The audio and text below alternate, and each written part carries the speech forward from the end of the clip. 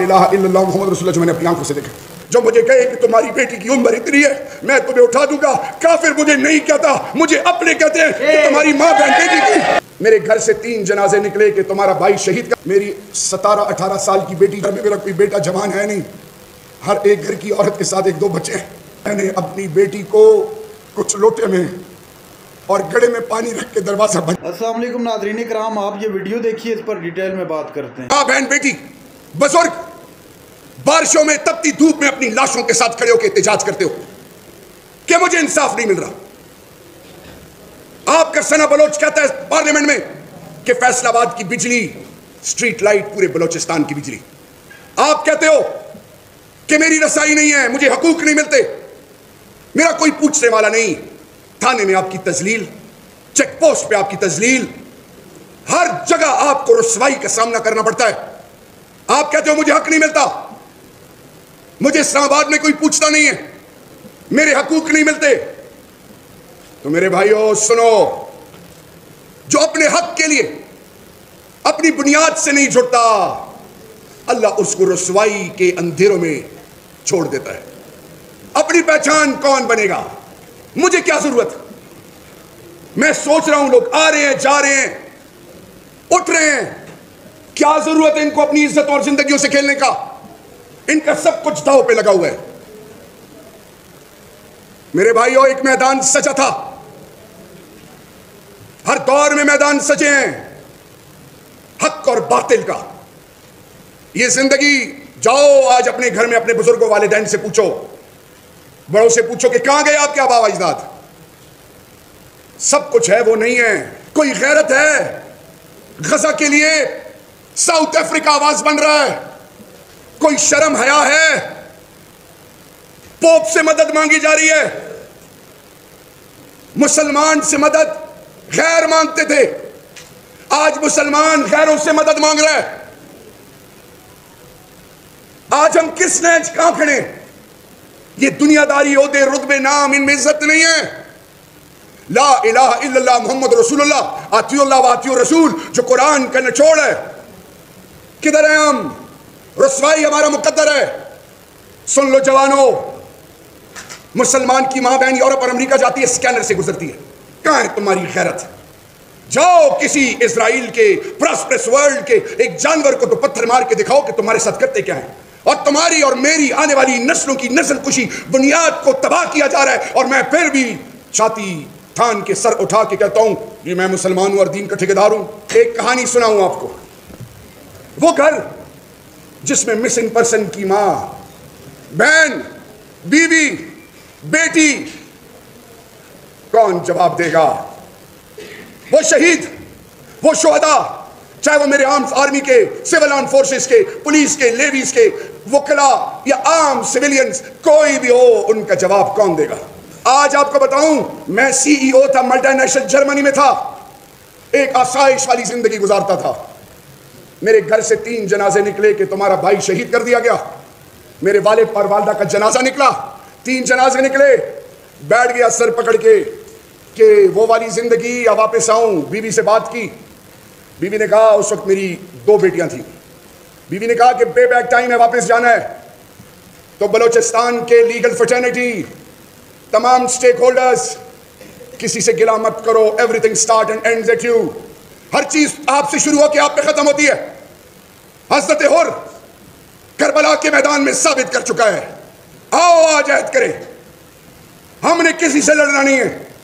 فوج میری، ایجنسیاں میری، یہ ریاست ہماری ماں ہے، ہمارا ایمان، ہماری عزت ہے۔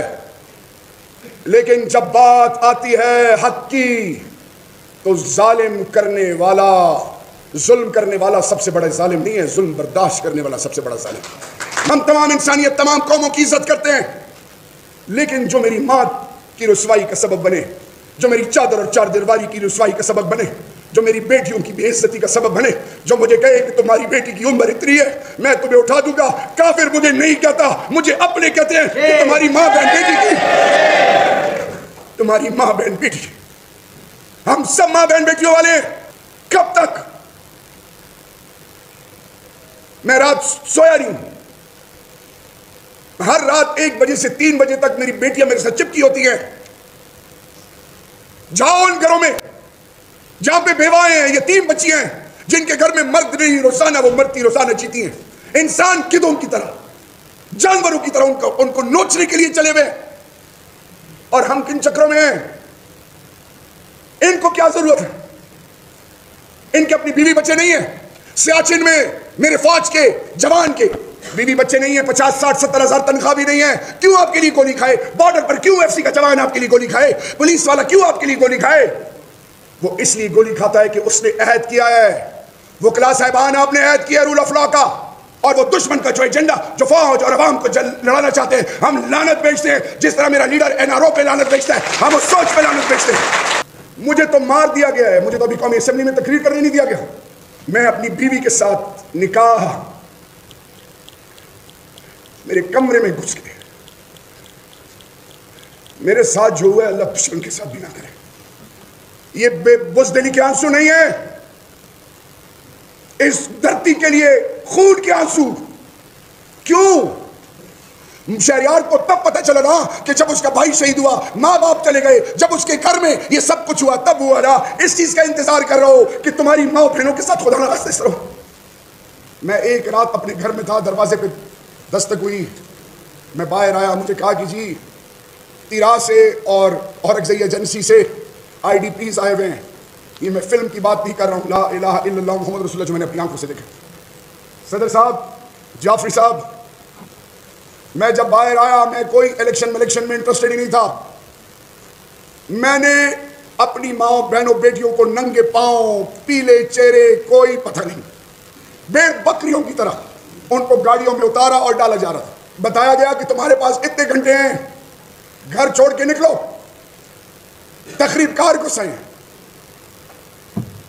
لوگ، کسی کا باپ نہیں گھر میں، کسی کا بیٹا نہیں، کسی کا بیٹی نہیں، چل پڑے بھیڑ بکریوں کی طرح، اپنا سب کچھ، مال متاع، ڈنگر، اپنی بنیاد، اپنی غیرت، اپنی عزت، سب کچھ چھوڑ کے چل اندھیروں میں جا رہے ہیں۔ بی بی سی کا ایک نمائندہ ایک بزرگ سے پوچھتا ہے کہ کیا کیفیت ہے؟ میں نے کہا جی میری کیا کیفیت ہوگی، بزرگوں کی بنیاد قبرستان کو چھوڑ آیا ہوں، ڈنگر مال مویشی، اپنا مال متاع، گھر چھوڑ آیا ہوں، لیکن مجھے تکلیف، میرا کلیجہ پھٹ رہا ہے۔ میری 17-18 سال کی بیٹی جو ٹانگوں سے معذور ہے، میں معذور ہوں، میں اٹھا نہیں سکتا، گھر میں میرا کوئی بیٹا جوان ہے نہیں، ہر ایک گھر کی عورت کے ساتھ 1-2 بچے ہیں۔ میں نے اپنی بیٹی کو کچھ لوٹے میں اور گڑے میں پانی رکھ کے دروازہ بند کر دیا اور اللہ کے حسرے پہ چھوڑا۔ یہ پاکستان کی کہانی ہے۔ ناظرین کرام، آپ نے ویڈیو دیکھی، پاکستان تحریک انصاف کے رہنما شہریار افریدی جذباتی ہو گئے اور تقریر کے دوران رونے لگے۔ انتہائی رقت آمیز قسم کے مناظر تھے، یقین مانیے گا کلیجہ منہ کو آ گیا جب ان کی تقریر سنی۔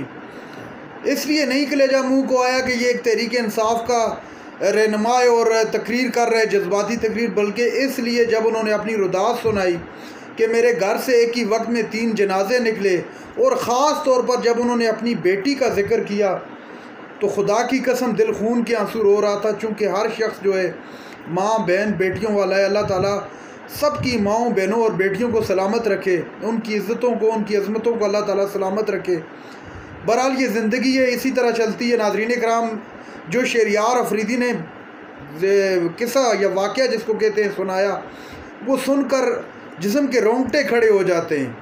یہ سب کچھ انہوں نے سہا ہے۔ اب سننے والا اگر اتنا زیادہ ہو سکتا ہے تو سوچئے گا اس شخص کے بارے میں جس پر یہ گزری ہوگی، تو اللہ تعالیٰ ان کو بھی صبر دے۔ ناظرین کرام، اب بات کر لیتے ہیں تھوڑا بہت حالیہ معاملات کی۔ عمران ریاض کو آپ جانتے ہیں، اٹھایا گیا، گرفتار کیا گیا، پھر ان کو عدالت میں پیش کیا گیا۔ بہرحال سارے یہی سوچ رہے تھے کہ عمران ریاض کو رہا کر دیا جائے گا، لیکن بدقسمتی کے ساتھ ان کو رہا نہیں کیا گیا، لیکن انشاءاللہ بہت جلد وہ سلاخوں سے بھی باہر ہوں گے۔ ناظرین کرام، یہ تھی آج کی ہماری ویڈیو۔ چینل پر جو نئے، چینل کو سبسکرائب کرنے کے لیے ویڈیو تک اللہ حافظ۔